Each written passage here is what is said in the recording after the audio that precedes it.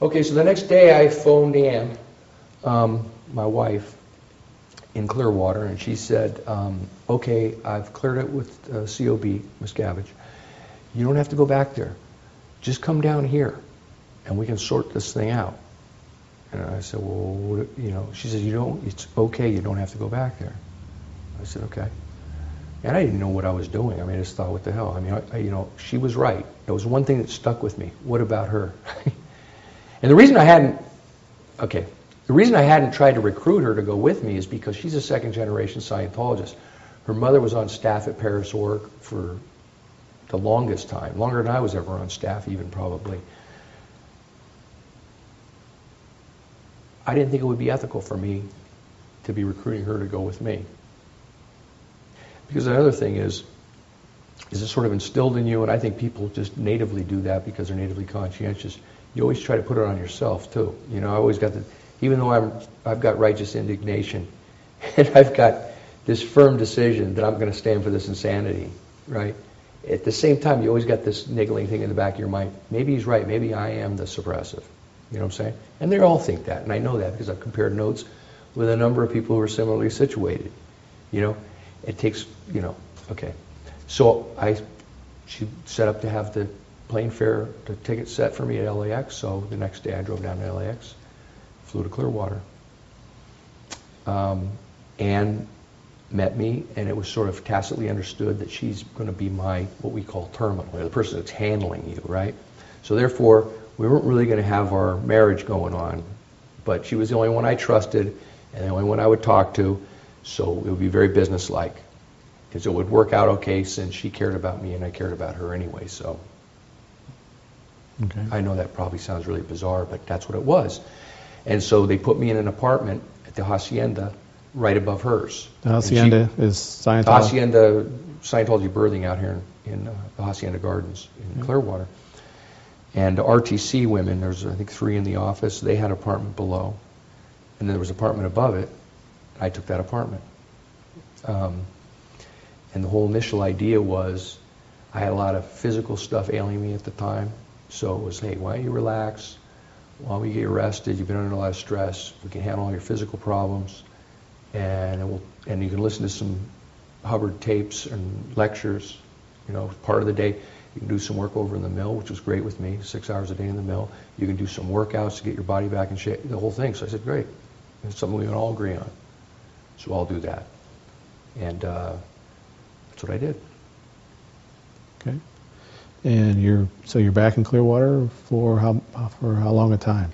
I wound up staying in Clearwater for 10 months. Okay. Got there on like the 6th of February. I stayed there till the 12th of December. Initially, I had a number of things. I had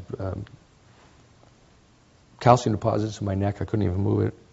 I went through a whole chiropractic program and a nutrition program. Totally handled that. I had gallstones, I had polyps, whatever. I had just a whole laundry list of things. So I just started knocking them off the list. We started handling those. And I started working out. I started working in the mill, which was further workout as far as I was concerned. What's the mill? Is that the mill? The carpentry mill in Clearwater. Okay. Which services? Down a little bit south of the Fort Harrison and over a few blocks. Okay. And it builds all the furniture for the various renovations projects for the church. Okay. And I got to work by myself essentially. So I did that, and I listened to lectures, Hubbard lectures for 2.5 hours a day, until I hit the lecture on what's called Black Dianetics, which was his description at the time of Reverse Dianetics. And this was a significant point. This was a couple of months into the stay down there. And this was like in the 50s. This is early on in Scientology. Dianetics and Scientology, where Hubbard is saying, look, I think we've got enough of this route from slavery taped out that I see an inherent danger, and that is this. If you put this in the hands of the wrong people with the wrong intentions, all they got to do is reverse it to make a slave. We're freeing you from the slavery of the mind and the slavery of positive suggestion this way. All they got to do is reverse it. And the whole purpose of the lecture was to talk about how we needed to have some system of ethics so that there was some standards by which it was practiced. But listen to this, Tom. I'm listening to this lecture, and he's talking about the reverse of Dianetics is tell a person, because you're getting rid of positive suggestions through Dianetics and Scientology, and it could be laid in at times of unconsciousness, or it could be laid in through your education and training. Everybody in America and in the society, to one degree or another, the theory goes, is brainwashed. You're just waking them up from this collective dream that people live in, and all these influences that they're not in control of. So in Reverse Dianetics, he's saying, look, you just take what we do, and if you reverse that, you create the opposite. For example, you tell a guy he's stupid and evil enough, and a lot of people, after enough times, will believe you and start to act stupid and evil. Other people have a higher resistance, and you might need to put some stress in their environment and up the vehemence of the suggestion. You're evil and stupid. You're evil and stupid. Okay. But if you do it enough, there's a certain part of the population that will start acting evil and stupid. He says then you get to a sort of a higher, better off group of people, and now you're going to have to start entering in things such as sleep deprivation, food deprivation, heavy stress, and physical duress. You got to dig. Well, all these things I'm telling you about up at Int Base where Miscavige is pummeling on people, he's screaming into their ears what dirty dogs and what evil bastards they are the whole time he's doing it. You take what I mean? And it's almost precisely what Hubbard describes in the tape as the only way you could sabotage this subject, and why it has to be kept in ethical and good-meaning hands. And that's why he called it black Dianetics. I call it reverse Dianetics because that has a racial overtone that I don't particularly like. It's the reverse of what the process is. You just reverse it, okay? I listened to that tape, and man, I can't tell you, man, I was on fire. And so Ann came to see me, because she used to come up every 2 or 3 days and ask me how it was going. We'd have a little 10-minute chat. I said, I'm done listening to this stuff. I've heard all I need to hear. I said, this tape describes precisely what Miscavige is engaged in. It is reverse Dianetics. Okay. At that point, I'm thermonuclear. I mean, I'm like radioactive. Nobody can talk to me because they know. And that's the way it goes. So she comes back the next day and says, well, COB is going to see you, when he comes here for March 13th event. That's Miscavige. Yeah. Chairman of the board. Yeah. Okay. Yeah. And so, it was like understood at that point, this guy's too radioactive for me to handle. You're going to have to deal directly with the boss. You know what I'm saying? And so, did you ever, when you were in Clearwater, did you ever see David Miscavige again? Well, yeah, she specifically told me, my wife told me, on March 13th, when he comes down for the March 13th Hubbard birthday event, he's going to see you. In other words, it's on the agenda. Did you see him? No. But I also saw him going off to watch the Phillies play against the premiere of A-Rod for the Yankees 3 days in a row with my wife and his little entourage. I saw him going to the movies every night. And when all was said and done and he finished his week stint down here, I said to Ann, I said, what happened to Dave? Oh, he was so busy you couldn't believe. He's got the whole world in his hands. And, I've heard this spiel a million times. Of course, I know she's covering for the guy. And at that point, I know he's succeeding and, winning her over. Because, I see he's taking her out with the girls and the whole thing. Mm-hmm.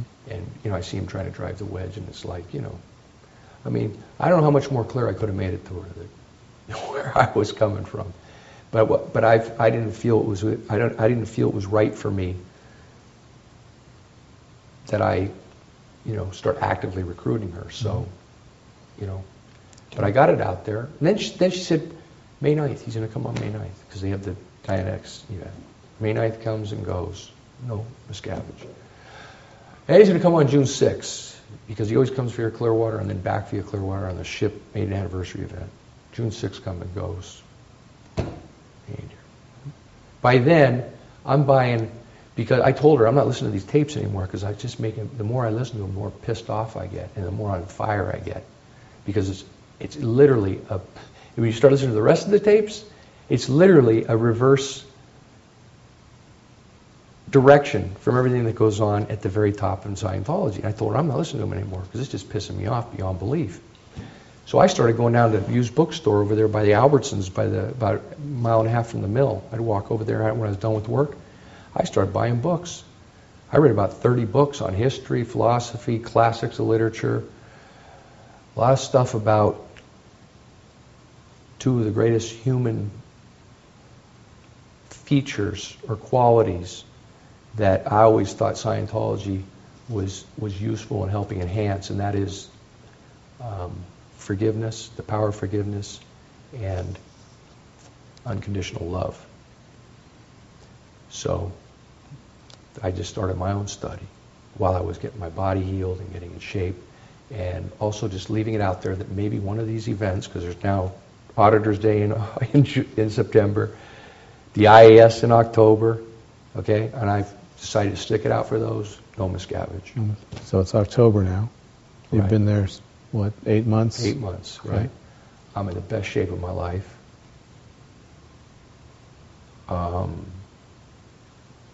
I had Thanksgiving. Well, the only friend I had, I didn't talk to nobody. I mean, nobody. She stopped coming in. When I made it clear we were going to have a showdown on Black Dianetics, remember I told you I became sort of a radioactive particle? She never talked to me again. I mean, for months. And then I raised the issue again in November. It was after eating dinner with her Chihuahua dog. Thanksgiving dinner, I had a nice thing. They gave me a plate. They'd leave me a plate of dinner, and I split it up with the dog, and I had you do what you got. You do what you do in the circumstances you're in. So I had a family dinner with this Chihuahua, and I said to myself, you know what? I'm not spending another holiday alone. So Thanksgiving passes, and then what happens after that? All right. Well, I finally at some point took up with Ann that I was going to get this thing resolved. It's just, I'm sitting around here. What do you want me to just rot or what? And the response to that was no response. But I did notice the next day that she and the rest of the women that she was living with in the apartment from RTC moved to the other side of the hacienda. So